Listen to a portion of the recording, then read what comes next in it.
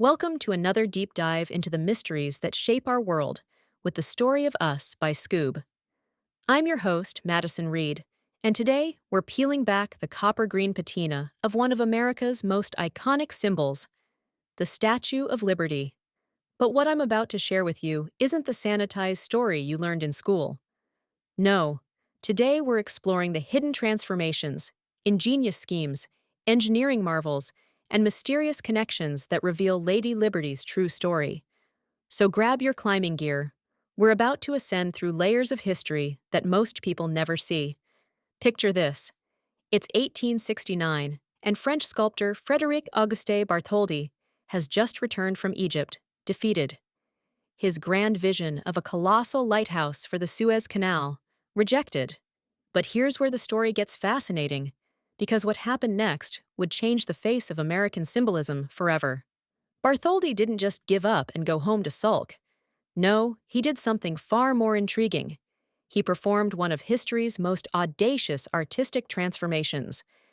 In his workshop between 1870 and 1871, art historians have discovered a treasure trove of drawings and clay models that tell an incredible story of metamorphosis. These weren't just sketches. They were evidence of a complete identity transplant. The Egyptian Colossus, with its distinctly North African features and pronounced feminine characteristics, began to evolve. Gradually, methodically, the figure shed its Egyptian heritage like a snake shedding its skin. The North African attire gave way to flowing Grecian robes. The pronounced feminine features softened into something far more gender-neutral. But one thing remained constant: that powerful arm raised high, holding a torch of enlightenment. This wasn't just artistic evolution. This was cultural alchemy. Bartholdi was literally converting one civilization's rejected monument into another's cherished symbol. The irony is breathtaking when you think about it. America's ultimate symbol of freedom and democracy started life as a proposed lighthouse for a canal project in Egypt. But the transformation went deeper than just changing clothes and facial features. The very meaning of the statue was being rewritten in real time. The source of light itself migrated from the crown to the torch. In those mid-1870s sketches, you can still see the rays of light emanating from Liberty's head, like a dying star transferring its energy to a new celestial body. And then came the symbolism that would define the statue's ultimate meaning. The headpiece evolved into that distinctive diadem with 7 sun-like spikes, each one reaching toward Earth's 7 continents. This wasn't random artistic flair. This was Masonic symbolism at work, representing the enlightening sun spreading its influence across the globe. But here's where the story takes a darker turn into America's most painful chapter. The original designs featured something you'll never see on today's statue: broken chains. Chains beneath Liberty's feet, symbolizing the end of slavery. Even more powerfully, broken chains in her left hand, making the abolition message impossible to ignore.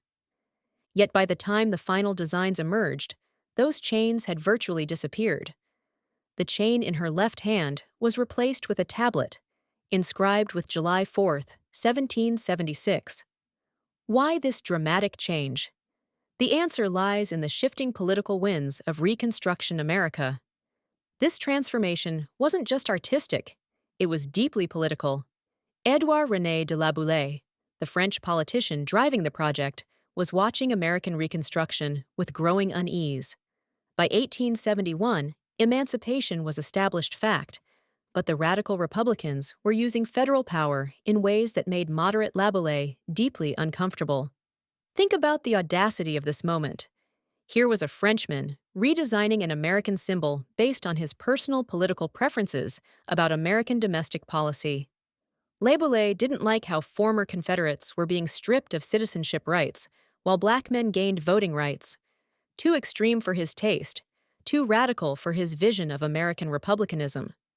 So under his guidance, the Statue of Liberty underwent what we might call political plastic surgery. The abolition symbol was transformed into something far more palatable, a symbol of returning to normalcy, of constitutional continuity, of the restraining authority of law and order. The revolutionary became the conservative. The liberator became the stabilizer. Bartholdi himself remained curiously silent about this transformation. He never documented the process of converting his Suez lighthouse into America's symbol of liberty. Later, he would outright deny any connection between the two projects. Was this intentional deception or gradual evolution? The evidence suggests he knew exactly what he was doing. By June 10, 1871, when Bartholdi embarked for America, the transformation was complete. He carried with him one, possibly two models of what would become the Statue of Liberty. But more importantly, he carried an idea flexible enough to mean whatever Americans wanted it to mean. This wasn't just artistic genius, it was marketing brilliance of the highest order. Now, let me tell you about one of the most ingenious fundraising schemes in American history. Picture the Philadelphia Centennial Celebration winding down in 1876. Visitors are crowding around an enormous copper arm and torch, just a fragment of Bartholdi's grand vision, but already the star attraction of the entire celebration. People are lined up to climb to the top of the statue's arm, to stand on the platform surrounding the torch and gaze out over Fairmount Park. And there, positioned strategically near the statue's elbow, is Bartholdi himself, running what might be history's most successful souvenir stand. This wasn't just capitalism. This was genius-level marketing psychology. Bartholdi understood something profound about human nature. People don't just want to see history. They want to own a piece of it. So he sold them photographs, lithographs, and here's the kicker: actual pieces of scrap metal from the torch itself. Imagine owning a fragment of Liberty's flame. The photograph of the torch became the most popular memento of the entire centennial. Think about that for a moment. Of all the marvels and exhibits at America's centennial celebration, a picture of an unfinished statue's hand became the must-have souvenir. Bartholdi had tapped into something deeper than patriotism. He'd tapped into the human desire to connect with something larger than ourselves. But here's where the story gets even more brilliant. When the centennial ended, Bartholdi didn't pack up and go home. He had that massive arm and torch transported to Madison Square in New York, where the revenue stream continued flowing. Climbing fees, souvenirs, photographs. It was like having a bronze ATM in the heart of Manhattan. And Bartholdi played the cities against each other like a master chess player. Whenever New York's fundraising efforts stagnated, which happened regularly between 1876 and 1886, he and his Philadelphia supporters would casually mention that maybe the statue should go to Philadelphia instead. Suddenly, New York's donors would open their wallets again. It was economic diplomacy at its finest. This strategy revealed something crucial about the nature of the project. By 1877, despite construction not even beginning in Paris until the early 1880s, the Statue of Liberty had already achieved iconic status. Drawings appeared in magazines on both sides of the Atlantic. The image was everywhere, which created a peculiar problem. People felt like they already owned it. Why donate to build something that already seemed to exist? But they'd gladly pay to touch it, climb it, photograph it, and take home a piece of it. Bartholdi had discovered that experiences and souvenirs could fund dreams in ways that traditional donations never could. Now let's talk about one of history's greatest engineering deceptions. When you look at the Statue of Liberty today, what do you see? Most people see a massive, solid monument, tons of copper and iron, anchored permanently into Bedloe's Island. But everything your eyes tell you is a carefully crafted illusion. The truth is far more extraordinary. That massive, imposing figure is actually a skin of copper so thin it's barely thicker than a penny, just 3/32 of an inch. If that thin shell tried to stand alone, it would crumple like paper in the first harbor breeze. So how does it stand? How does it survive hurricanes and decades of weathering? The answer lies hidden inside, in one of the most elegant engineering solutions ever conceived. Gustave Eiffel, yes, the same Eiffel who built the tower, created a skeleton of iron trusses that essentially turns the Statue of Liberty into a building disguised as a sculpture. It's architectural trickery on a colossal scale. Think about this for a moment. The Statue of Liberty is essentially the Eiffel Tower in drag. It's a modern iron structure wearing classical Greek robes, a 19th century engineering marvel, masquerading as an ancient goddess. The irony is delicious. America's most classical looking monument is actually one of the most modern structures of its era. Eiffel brought to this project all the lessons he'd learned building railway bridges across Europe. His bridges over the Douro River in Portugal and the Truyère in France had taught him crucial lessons about wind, flexibility, and the power of triangular trusses. Those bridges used sweeping arches without central supports, joints that could flex with temperature changes and dynamic forces. But the Statue of Liberty presented unique challenges. Eiffel couldn't just build a bridge. He had to create a support system for hundreds of individual copper sheets that needed to move independently while maintaining their collective shape. His solution was breathtaking in its elegance.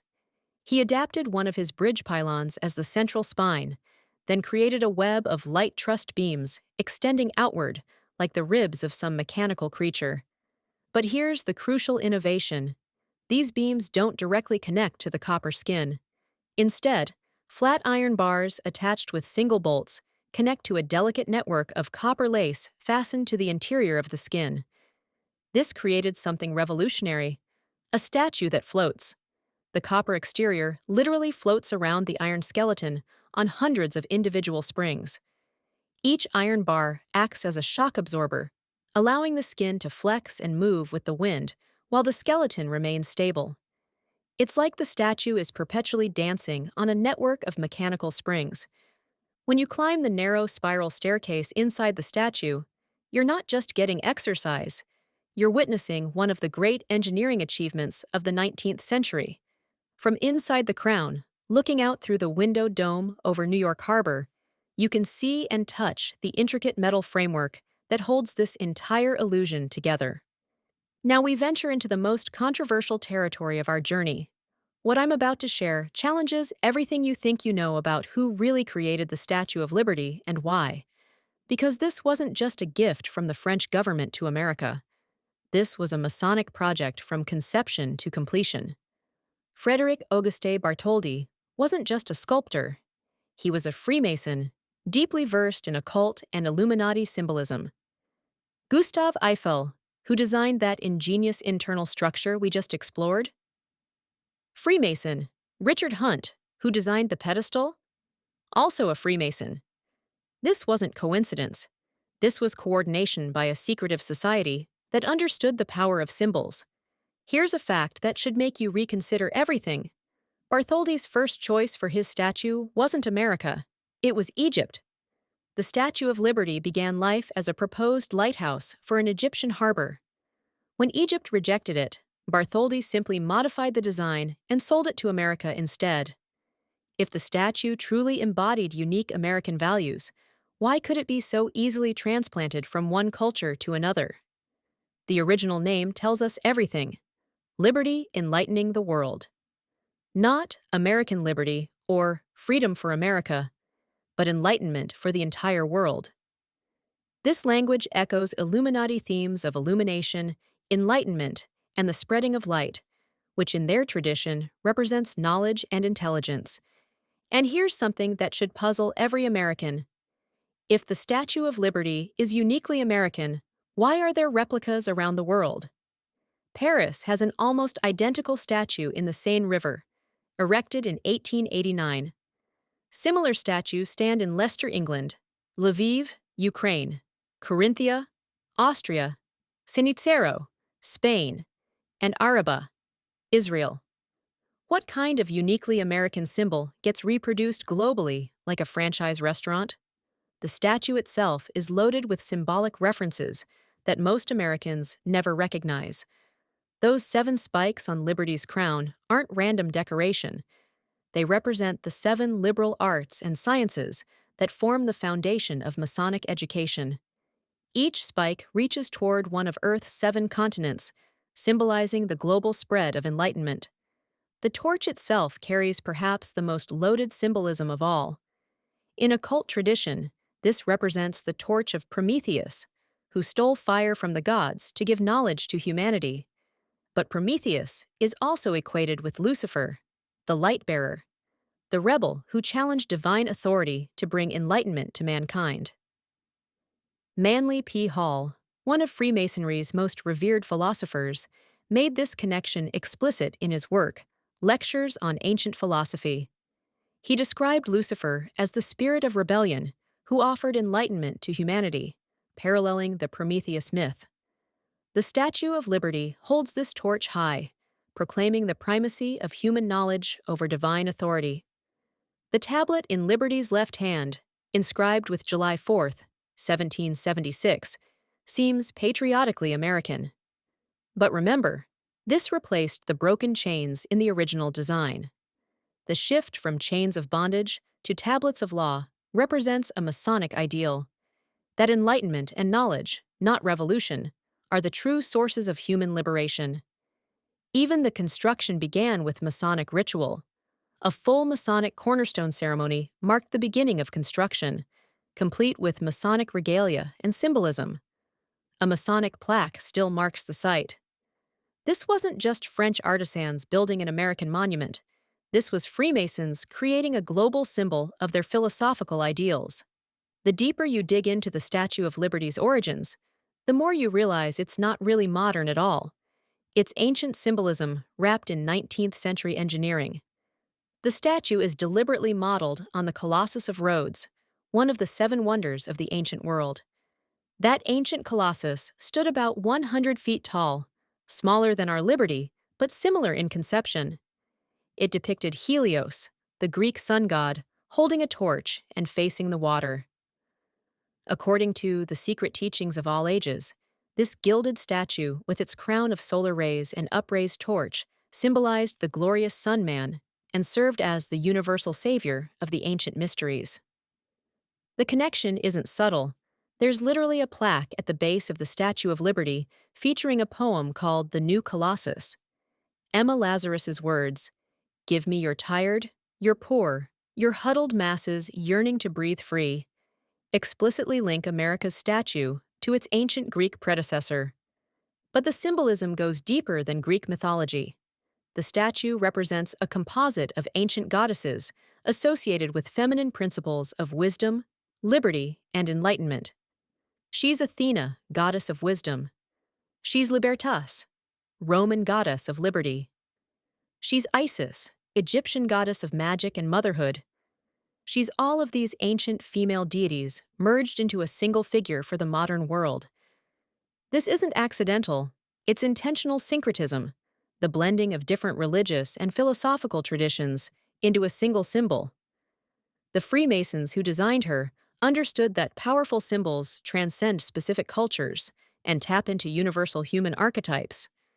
So what does it all mean? What message were these Masonic architects really encoding in copper and iron on Bedloe's Island? The Statue of Liberty represents the Enlightenment ideal that knowledge, not force, is the ultimate source of human liberation. The torch she holds high isn't just fire. It's the fire of human consciousness, the flame of reason that allows humanity to throw off the chains of ignorance and superstition. But here's the crucial point that most Americans miss. This enlightenment isn't specifically American, it's universal.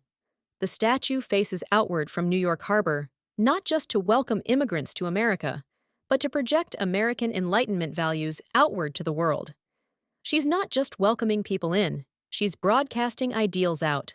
The 7 spikes of her crown, reaching toward the 7 continents, make this global mission explicit. This is enlightenment for all humanity, not just Americans.